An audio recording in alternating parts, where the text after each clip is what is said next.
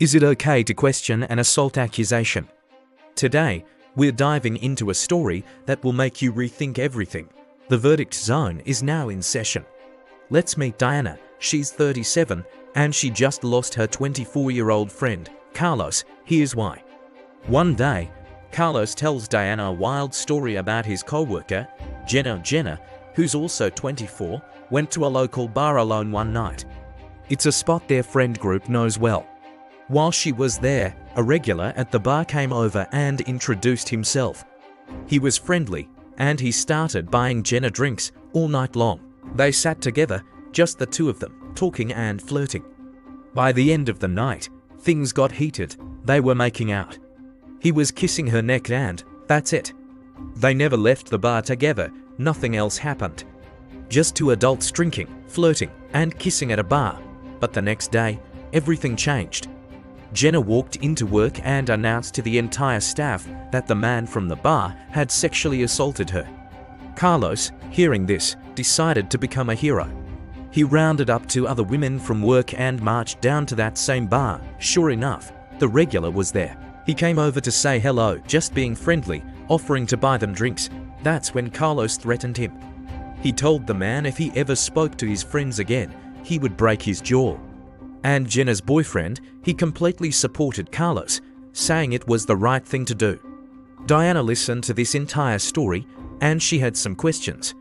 Reasonable questions. She asked Carlos, wait, so your friend, who has a boyfriend, went to a bar by herself and let a stranger buy her drinks all night? Why would she do that? Carlos just shrugged and said she wanted free drinks. Diana pressed him, so she drank with him all night. They kissed, and she never once told him she wasn't interested. But now, the next day, she regrets it and realizes he cheated, so suddenly it's assault.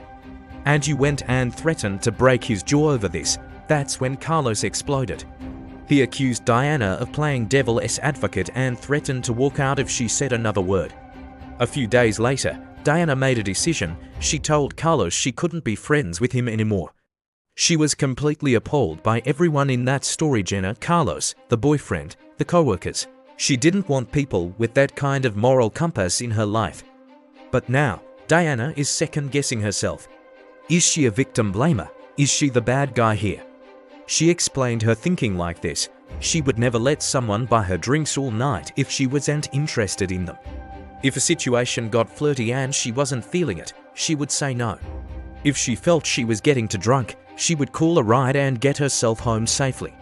From her perspective, Jenna gave this man green lights all night long. There were no red lights. How was he supposed to magically know that she was just using him for free drinks?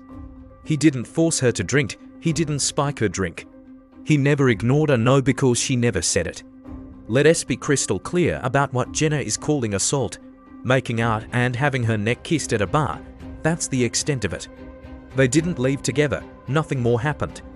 The facts are simple. Jenna has a boyfriend. She cheated. The next morning, she realized she had messed up.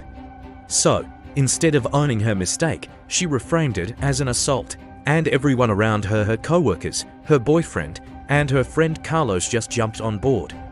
They immediately resorted to threatening violence against a man who, based on Jenna's own story, did absolutely nothing wrong. So let's break this down. On one hand, you could argue Diana's wrong. We weren't there. We don't know everything that happened that night. Maybe Jenna felt pressured. Maybe she was more intoxicated than she let on and couldn't properly consent. Maybe she was scared to say no in that moment. We know that victims of assault are often terrified to come forward, and questioning their stories can discourage others from reporting very real crimes. Even if Jenna regretted her actions, that doesn't automatically mean she's lying about feeling violated. But then there's the other side, the case for Diana being right. Jenna's own story, as told by her friend Carlos, describes a consensual interaction from start to finish. She accepted the drinks. She engaged in flirty conversation. She kissed him back. She never said no. She never tried to leave. She went home alone, safely. The only thing that changed the next day was her own feeling of guilt about her boyfriend. Calling this assault does a massive disservice to actual victims. It trivializes the word and makes it so much harder for people who have been through genuine trauma to be believed. Here is the hard truth we need to confront. If we start labeling every regretted hookup or every moment of post-cheating guilt as assault, the word loses its power. We dilute its meaning, and we create a world where men become afraid to even approach women, terrified that a night of mutual fun could destroy their reputation and their life the very next day. Jenna's boyfriend should be angry, yes, but he should be angry at her for cheating, not supporting a false narrative. Carlos should have been the friend who asks the tough questions, not the one who makes violent threats. Diana later added an important update to her post. She wrote, "I'm a 37-year-old woman. I've had plenty of experiences with being assaulted in my lifetime. No one deserves to have anything done to them against their consent. But to falsely accuse someone of assault for something that was consensual is not okay. People don't deserve to have their lives ruined because some girl wanted free drinks and didn't want to get in trouble with her boyfriend. Diana knows what real assault looks like because she's lived it. And that is why she is so furious that Jenna is throwing that word around to cover up her own bad choices. And think about the man at the bar. He has no idea his life is about to be turned upside down. As far as he knows, he met a woman, they had a good time, they kissed, and she seemed into it. Now, without his knowledge, he's being labeled a predator. His reputation could be destroyed. He could lose his job, his friends, his peace of mind, all because Jenna couldn't be honest about what she did.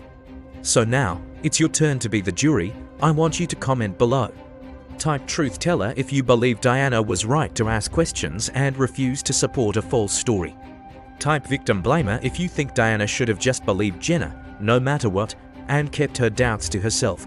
Or type complicated if you think the situation is more nuanced and we don't have enough information. And a bonus question for you. Type hero if you think Carlos was right to step in and threaten the man. Or type bully if you think Carlos is a dangerous fool who almost assaulted an innocent person. Make sure to use the hashtag #VerdictZone so we can find and feature your takes. Before we wrap up, let's reflect on the moral of this story. There is nothing more important than believing and supporting genuine victims of assault, absolutely nothing. But genuine victims don't change their story the next day because of regret. Genuine victims don't admit they were just trying to get free drinks. Genuine victims do and kiss someone back and then call it assault because they suddenly remember they have a partner. When we confuse regret with assault, we cause real, lasting damage. We make it harder for actual victims to be heard and believed. We create a culture of fear and suspicion. And we let people like Jenna completely avoid taking responsibility for their own choices. Jenna made a series of choices that night. She chose to go to a bar alone. She chose to accept drinks from a stranger. She chose to flirt. She chose to kiss him. Those were her choices. When she woke up the next morning feeling guilty, she had to pants, own her actions, or blame someone else. She chose blame, and everyone around her chose to enable that blame instead of seeking the truth. Diana was the only one who asked the hard questions. She lost a friend over it, but she kept her integrity. So, to the man at the bar, if you ever see this, we are so sorry this happened to you. You did not deserve to be threatened or have your character assassinated over a consensual kiss. And to Jenna, it's never too late to own your choices. All of them, especially the ones you regret. What do you think? Let us know in the comments. Check out more stories like this on the Verdict Zone, and don't forget to like this video and subscribe so you can be the judge in our next case. We'll see you next time, and remember, consent isn't complicated. If someone says yes with their words and their actions, believe them. If they change their mind the next day, that's called regret, not assault.